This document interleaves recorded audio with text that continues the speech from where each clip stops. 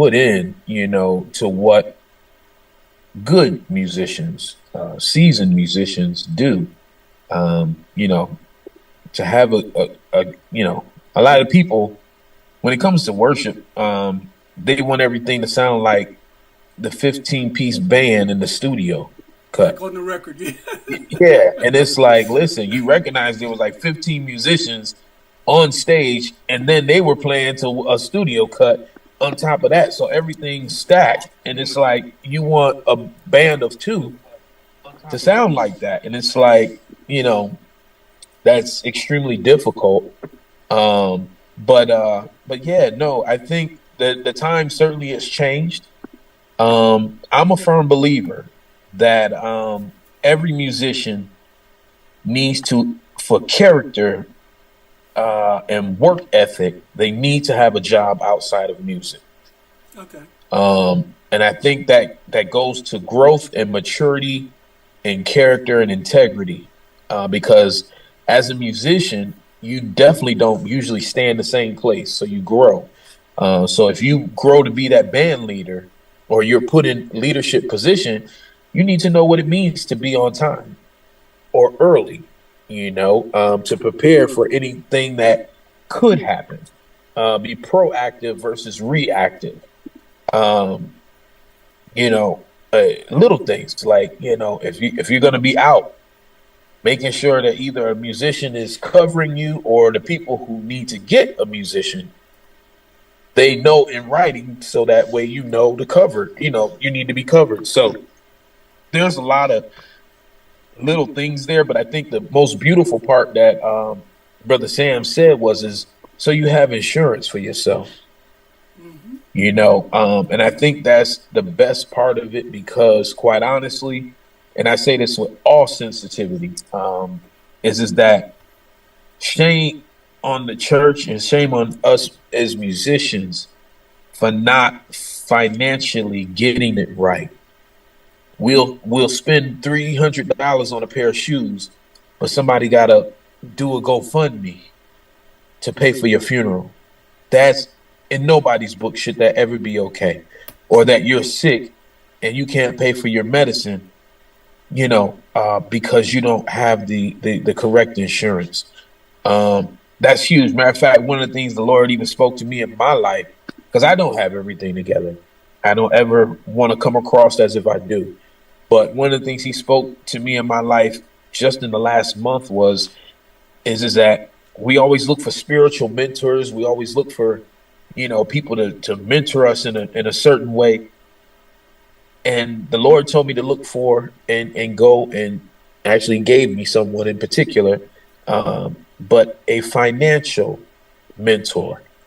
And the reason I call it a financial mentor is because it may differ a little bit from a financial planner and other things like that. But we always look for pastors that we can look up to and like, hey, can you mentor me in this? We need someone to be honest with and transparent with, and then they can have that same access to us so that they can tell us, hey, you may want to do this. You're doing this gig, you're making $1,000. Did you put $100 away? I mean, it's okay to, give tithes, but Jesus Christ gave his life for us. So we're worth something. So we're doing all the giving to the church sometimes for those of us that wanted to give tithes, but we never gave ourselves anything. And Very interesting that you say that. There, I saw something. Um, Sir Walter, Lord, I watch this guy all the time. I mean, no disrespect by losing his name. Losing his name. It out of my Snatch mouth. it out of my mouth. But But he did it. he did He it. showed the part where this woman was talking about why black people are not coming to church. And one of the things that he said, how you doing, Minister Brock? One of the things that he said was that people no longer feel. No, I'm sorry, it was a young woman. What she said was that people no longer feel like church is a safe place to ask questions. And the examples that she gave were very down to earth. For example, if you're giving your tithes and you don't see things happening, who do you talk to?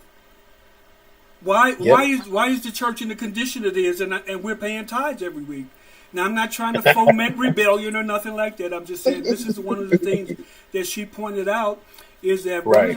one of the reasons that black people, may not be coming to church like they used to is because they have a lack of confidence in leadership, right? Yeah. And the example Yeah. again was, well, all right, so somebody came to you and they hurt your feelings. Who do you go and talk to? Because it's very difficult for you to heal yourself. You need Yeah. somebody, to help you with that. So, Yeah. you guys have any thoughts on that? Why, as to why, especially because black church has always been our, I want to say salvation. That's the wrong word, but you know what I'm saying. Church has always been very, Yeah. very vital to us. That's right. Yeah. Yeah. Yeah. Okay. I will say that. Oh, I'm sorry. I was gonna say. I was just gonna say. I know that there was and I won't do names. I'll be good. But I am gonna give a situation. There was a very famous preacher who spoke after many years of speaking for tithing. He actually said he apologized to the congregation, saying, "I apologize. I got it wrong. We shouldn't be tithing." My biggest issue with that is that there was no follow up. The follow up should have been they should have gone through those financial books and given every person every penny that they sowed into that ministry back. Because if that's what it's supposed to be, then and you recognize you're wrong, give back what you're saying.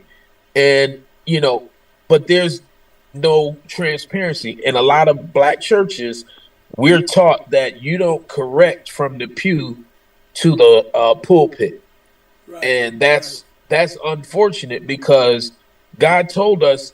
Everybody always say, "Oh, I don't want to be judging. I don't want to judge." No, the word tells us to judge ourselves and evaluate ourselves before coming before His presence. Judgment And so starts that's in the the whole household. part That's what of the word says. yeah, that's Yes. the whole part of iron sharpening iron. Is that I can say, "Hey, brother, we missed it here. Let's go back to the table and get this together and then move forward." But I think the whole "don't judge me" piece comes from the Garden of Eden when they were just totally like, "Yeah, we doing it wrong," and they recognized that they were exposed. And God said, "Who told you you were naked?" They went to go hide themselves. And so, but that's just my piece there in regards to the black church, in regards to tithing and offering and giving and the politics that kind of goes around that and some other scenarios in which you mentioned. All right. Let's hear from Minister Brock. How you doing, buddy? Someone's not reading the word. Someone's not actually reading the word. Like when you were saying about a member,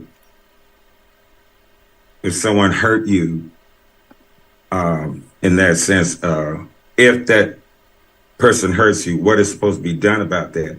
St. Matthew 18:15 says, "Moreover, if thy brother shall offend thee, go to him and tell him his fault." There are a lot of people that come to the church. They would join the church, and I found this out from a speaker when I was a former, and when I became a delegate of the Gospel Music Workshop of America. And when he was preaching, he brought that out. He said, there's some people that join the church for the wrong reason. They want to join the church because of a friend. They want to join the church because they like the way a song sounds. They like to join the church because for this reason or that reason. Okay. And the thing is, the church is supposed to help us when you read the word. There's just that's the only thing that I've gotten out of that is because people do not hear the word. I would hear some people, and I'll say this and I'll be through.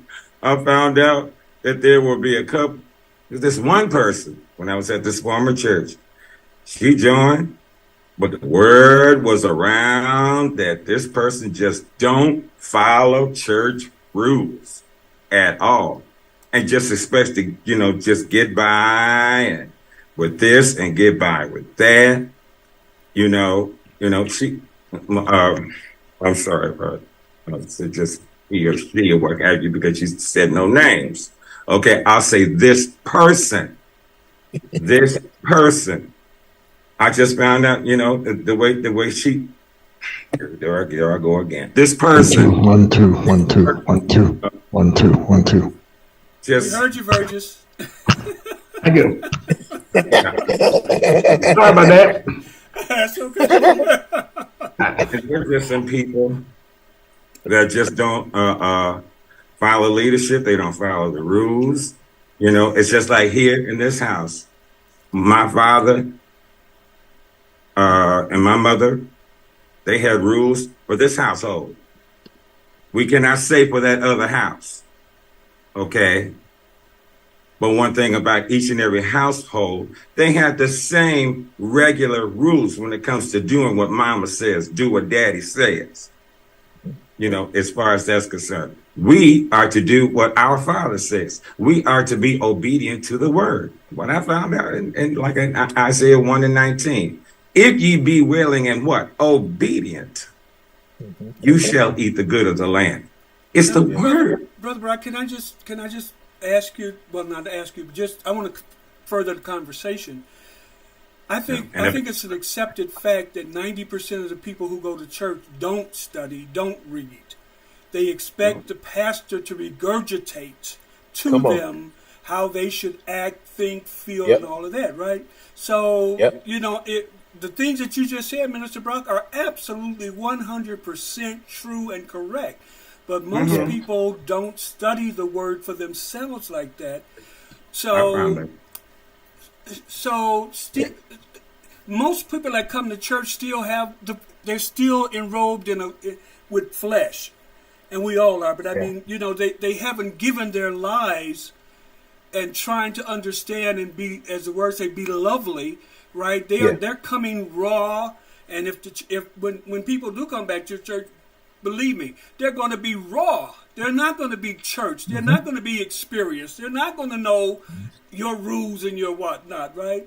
But again, if they come and it is a place that shows no accountability, right, it don't matter if they know the word or not. What they're saying is, what's going on? Who do they go to? I know in many churches that I've been a part of, give your money and shut up.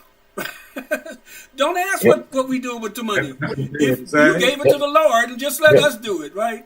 So, well, I'm sorry, I put a whole lot of energy in that. I didn't mean that. What I'm just saying. It was correct. This is the way most churches are handling it, right? And I think if we want to get people back into the church, it has to be a different church. Now, can I introduce something that is not Christian at all? Because I believe I don't want to make this about me, but when I was taking taking my teacher's courses, they made me do a curriculum course, and one of the things that they told us was that, okay, if you wanted to teach this particular subject, how would you teach it?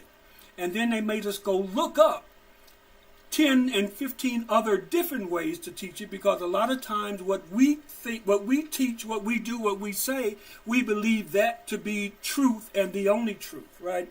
Now, this is a long preface to say that I don't know how many of you know it, but January 15th was what the Hindus call Kali Yuga, which means Kali was the goddess of death, so to speak, right?